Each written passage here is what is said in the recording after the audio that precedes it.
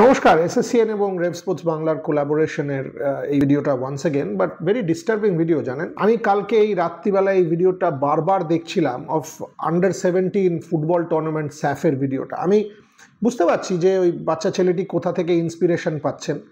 তিনি ইন্সপিরেশন পাচ্ছেন সাহিবজাদা ফারহান, হারিস রফ, এদের সবার থেকে তিনি ইন্সপিরেশন পাচ্ছেন।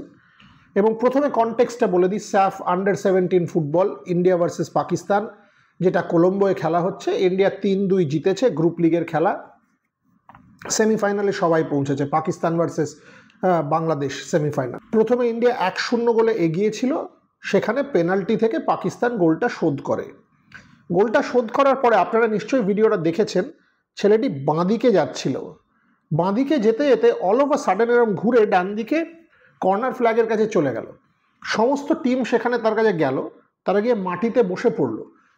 বসে পড়ে ক্যাপ্টেন অভিনন্দন বর্তমানের ওই টিস ব্যাপারটা রিএনঅ্যাক্ট করছে। ভাবতে পারছেন 2019-এর ক্যাপ্টেন অভিনন্দন বর্তমানের ব্যাপারটা, তখন তার 10 বছর বয়স, এই ছেলে 10 বছর বয়স, সে সেই ব্যাপারটাকে রিএনঅ্যাক্ট করছে। তারপরে হারিস রাউফের মতন এয়ারলাইন সেলিব্রেশন করছে। অর্থাৎ ইনডক্ট্রিনেশন এবং র্যাডিক্যালাইজেশনটা কোন মাত্রায় গেলে একটা ইয়াং 16 বছরের ছেলে এই জিনিসটা করছে এবং করে পার পেয়ে যাচ্ছে। এটা কি স্পোর্ট? আপনি একটা জিনিস ভেবে দেখবেন যে ছেলেটি হয়তো ভাবছে যে আমি সোশ্যাল মিডিয়া সেন্সেশন হব বা হিরো হব। তুমি একটি বলা উচিত না, তুমি অ্যাবসলিউট নিজেকে রুইন করে ফেলছো, অ্যাবসলিউট রুইন করে, ইউর এ ডিজাস্টার। হিরো তো নয়, anti hero of the highest order. একটা দেশের এডিফিস কতটা ফোঁপড়া হলে যে বাচ্চারা এই জিনিসটা ঘটাচ্ছে বা বাচ্চারা এই জিনিসটা করছে, সেটা হতে পারে একবার ভেবে দেখুন। কোনো কোচ কিছু বলেনি, কোনো কর্মকর্তা কোনো কিছু বলেনি, অ্যাবসলিউটলি কেউ কিছু বলেনি। বরং উল্টো দিকে এইটা চলছে যে ভারত ম্যাচটা জিতে গেছে, ক্রিকেটের কথায় বলি, ভারত ম্যাচটা জিতে গেছে কিন্তু পাকিস্তান নাকি দিল জিতলিয়া। কিসের দিল জিতলিয়া? কার? কেন? কিভাবে? কোথায়? এই যে একটা মেক বিলিভ ওয়ার্ল্ড, একটা কমপ্লিট মেক বিলিভ ওয়ার্ল্ডে থাকছে একটা গালিবল ফ্যান বেস। সেই গালিবল ফ্যান বেসকে যা ফিড করে দেওয়া হচ্ছে সেটাই তারা ফিড করছে এবং খাচ্ছে। Can you imagine the radicalisation of the whole process? যদি আপনার দেশের ইউথ যারা ভবিষ্যৎ, তারা 16 বছর বয়স থেকে এই জিনিসগুলো করতে থাকে, তাহলে আপনার স্পোর্ট কোথায় যাবে আর কোথায় যাচ্ছে?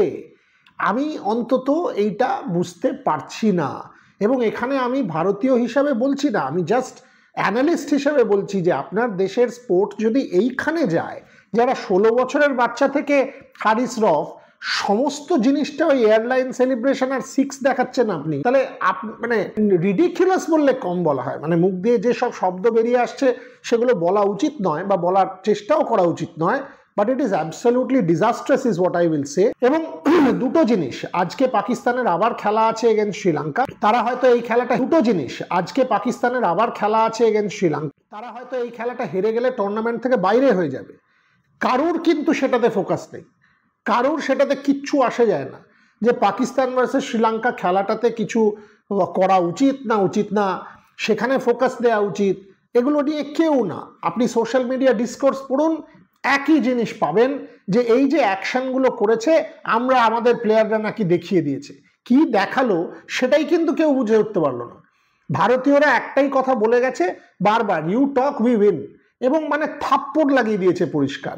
সেটা না বুঝে তাদের দেশের ক্রিকেটটাকে না ইমপ্রুভ করে, ফুটবলটাকে না ইমপ্রুভ করে, স্পোর্টটাকে না ইমপ্রুভ করে, পুরো সমাজটাকে করাপ্ট করে দেওয়া হচ্ছে, পলিটিসাইজ করে দেওয়া হচ্ছে, নষ্ট করে দেওয়া হচ্ছে। ইট ক্যানট বি স্পোর্ট। অর্গানাইজাররা, টুর্নামেন্ট অর্গানাইজাররা এটা নিয়ে আন্ডার 18 টুর্নামেন্টে অন্তত কড়া থেকে কড়া জিনিস করা উচিত, কারণ দিস ক্যান বি রুইনাস। এই ছেলেটি যখন বড় হবে, ইম্যাজিন তার মাথার মধ্যে কি আছে, সে কি ভাবছে, সে কি করতে পারে, সে কি করার ক্ষমতা রাখে। It is alarming. আমি আর বিশেষ কিছু এটা নিয়ে বলতে চাই না। All I will say is, এইটা স্পোর্ট নয়, এটা স্পোর্ট হতে পারে। একটা 16 বছরের বাচ্চা যদি 4-5 জন বাচ্চা মিলে বসে এই সেলিব্রেশনটা এনাক্ট করতে পারে, এটা স্পোর্ট হতে পারে না, এটা ভবিষ্যৎ হতে পারে না, এটা কোনো দেশ করতে পারে না যেটা পাকিস্তান করছে।